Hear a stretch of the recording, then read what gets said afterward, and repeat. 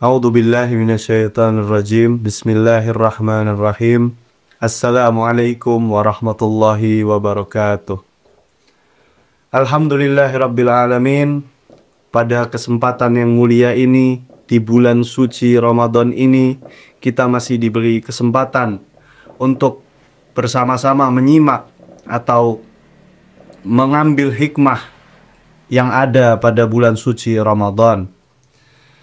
Pada kesempatan kali ini insya Allah Ana akan membahas sedikit ilmu yang dapat kita renungkan atau kita praktekkan dalam menjalani bulan suci Ramadan. Karena Rasulullah SAW juga pernah berkata bahwa suatu amalan yang baik yang dilakukan di bulan suci Ramadan adalah mudzakaratul ilm. Mudzakaratul ilm adalah membahas suatu ilmu, di mana ketika kita melakukan di bulan suci Ramadan ini, tentu pahalanya akan berlipat ganda. Saya akan awali dengan satu riwayat, yang mana riwayat ini datang dari Amirul Mukminin Imam Ali bin Abi Thalib alaihi salam. Beliau menceritakan bahwa pada suatu hari Rasulullah Shallallahu alaihi wasallam berkata, "Ayyuhan nas, innahu qad aqbala ilaikum syahrullah bil barakah war rahmah wal maghfirah." Wahai manusia, telah datang kepada kalian bulan Allah dengan penuh keberkahan, penuh rahmat, dan penuh dengan ampunan. Syahrun huwa indallahi afdalus syuhur, wa ayyamuhu afdalul ayyam, wa layalihi afdalul layali, wa sa'atuhu afdalus sa'ah. Bulan yang di sisi Allah adalah bulan yang terbaik, dan hari-harinya adalah hari-hari terbaik. Malam-malamnya adalah malam-malam terbaik, dan waktu-waktunya adalah waktu-waktu yang terbaik. Huwa syahrun du'itum fihi ila dhiyafatillah, wa ju'iltum fihi min ahli karamatillah. Bulan yang di dalamnya kalian dijamu oleh Allah Subhanahu wa ta'ala untuk menjadi tamunya, dan kalian termasuk tamu yang dimuliakan oleh Allah. Anfasukum fihi tasbih, wa naumukum fihi ibadah, wa amalukum fihi makbul, wa du'aukum fihi mustajabah. Nafas kalian merupakan tasbih, tidur kalian merupakan ibadah, amal kalian diterima, dan doa-doa kalian dikabulkan. Kemudian Imam Ali bin Abi Thalib setelah mendengar perkataan Rasulullah tadi, beliau berdiri dan bertanya kepada Rasulullah, "Ya Rasulullah, ma afdalul a'mal fi hadzal syahr?" Wahai Rasulullah, apa amalan yang terbaik yang kita bisa lakukan di bulan ini? Faqala Rasulullah sallallahu alaihi wa alihi, "Ya Abul Hasan, afdalul a'mal fi hadzal syahr huwal wara' an maharimillah." Wahai Abul Hasan, wahai Imam Ali, amal yang terbaik yang bisa dilakukan di bulan ini adalah menjauhi segala yang menjadi larangan Allah Subhanahu wa ta'ala. Riwayat ini tentu sering kita dengar dan sering dibahas di mimbar-mimbar Ramadan.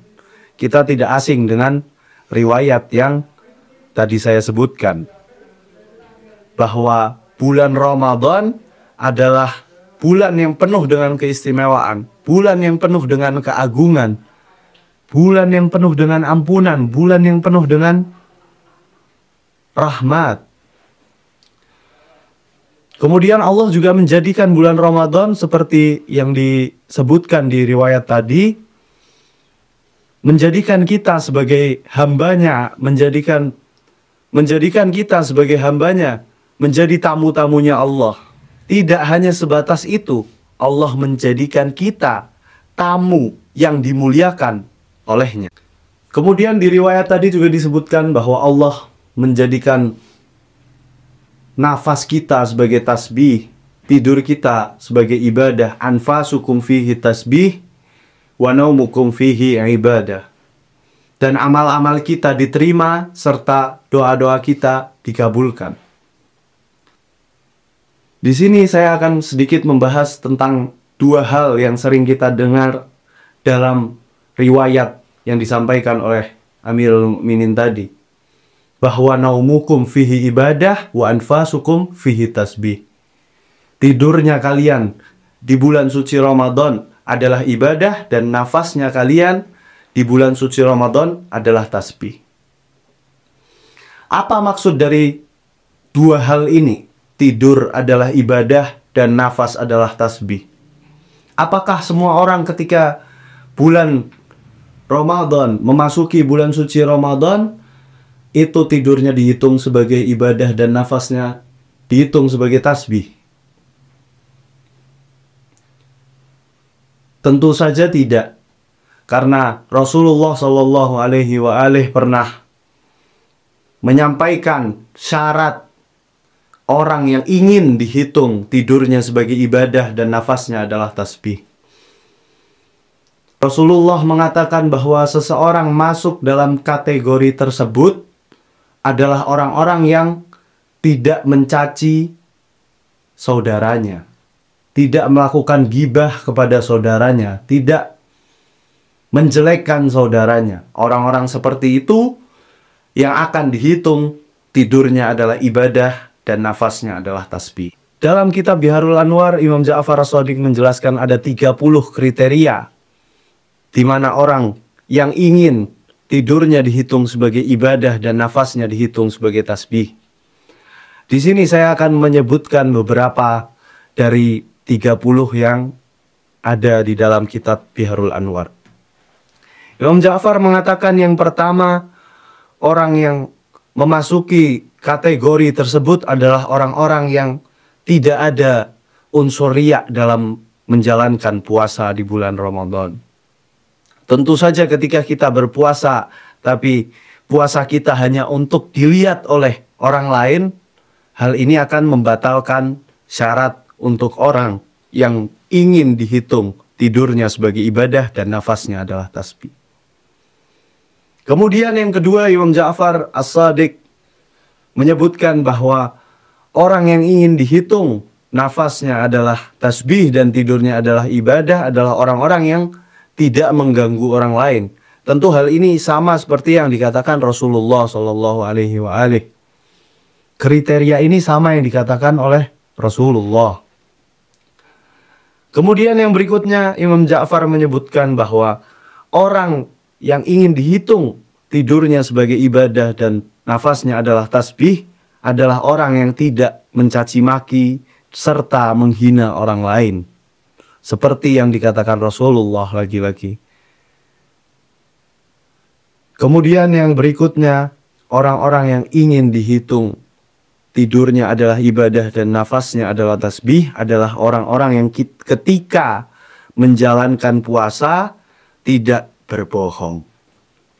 Jadi orang-orang seperti ini yang akan dihitung naumukum fihi ibadah wa anfasukum fihi tasbih.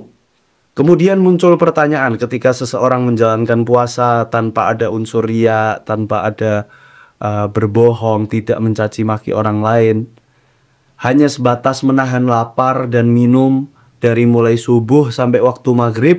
Apakah orang-orang seperti ini juga termasuk dalam kategori orang yang dihitung sebagai tidurnya adalah ibadah dan nafasnya adalah tasbih? Jawabannya adalah dalam berpuasa kita memiliki dua hal yang harus kita jalankan dalam menjalankan puasa kita. Yaitu yang pertama ada akhlaqus shaum dan yang kedua ada adabus shaum. Akhlaqus shaum adalah sifat yang ada dalam diri manusia. Contohnya seperti manusia tidak boleh untuk berbohong dan lain sebagainya. Itu termasuk dalam akhlaqus shaum. Kemudian ada juga yang namanya adabus shaum. Adabus shaum itu adalah perilaku yang ada dalam diri manusia. Misalnya ketika kita berpuasa kita menjalankan adabus shaum, yaitu seperti membaca Al-Quran, membaca doa-doa, membaca amalan-amalan, beristighfar, itu termasuk dalam adabus shaum. Jadi ketika orang hiasi puasanya dengan akhlak dan adabus shaum, maka orang itu juga termasuk dalam kategori orang yang dihitung sebagai naumukum fihi ibadah wa anfasukum fihi tasbih. Karena kita harus menjalankan puasa sesempurna mungkin. Jangan hanya meninjau dari urusan fikihnya saja. Meninjau hanya dari urusan menahan lapar dan haus dari mulai subuh sampai maghrib. Tidak hanya itu puasa kita di bulan Ramadan. Kita harus sempurnakan dengan menjalankan akhlak serta adabus shaum. Seperti dalam Al-Quran surat Al-Baqarah ayat 183 disebutkan sangat jelas. A'udzubillahi minasyaitonirrajim. Bismillahirrahmanirrahim. Ya ayyuhalladzina amanu kutiba alaikumusiyam kama kutiba alal ladzina min qablikum la'allakum tattaqun. Pada ayat ini ada dua bagian. Allah Subhanahu wa Ta'ala menjelaskan dua bagian berpuasa dari tinjauan fikih serta akhlak. Yang pertama, penggalan ayat pertama, ya ayyuhalladzina amanu kutiba alaikumusiyam. Ayat ini menjelaskan tentang hukum-hukum puasa, hukumnya berpuasa atau fikihnya berpuasa. Kemudian pada penggalan ayat terakhir, la'allakum tattaqun. Ayat ini menjelaskan tentang akhlak puasa dan sifat ataupun karakter yang ada pada diri manusia, yaitu takwa. Sebelum saya tutup, saya akan menjelaskan atau men-share kepada antum sekalian perkataan Sayyidul Qaid Sayyid Ali Khamenei hafizahullah, yang insya Allah akan menambah semangat kita dan menjadi motivasi untuk kita dalam menjalankan puasa di bulan suci Ramadan. Sayyidul Qaid Sayyid Ali Khamenei mengatakan bahwa bulan suci Ramadan adalah peluang untuk kembali kepada Allah dan mendekatkan diri kepada Allah. Kita harus bisa memaksimalkan semaksimal mungkin agar mendapat nilai yang terbaik di sisi Allah Subhanahu wa Ta'ala. Mungkin perkataan tadi menjadi penutup dalam kajian pada kesempatan kali ini. Saya memohon maaf apabila ada kekurangan, kesalahan, ataupun sebagainya. Wabillahi taufiq wal hidayah wal ridha wal inayah. Assalamualaikum warahmatullahi wabarakatuh.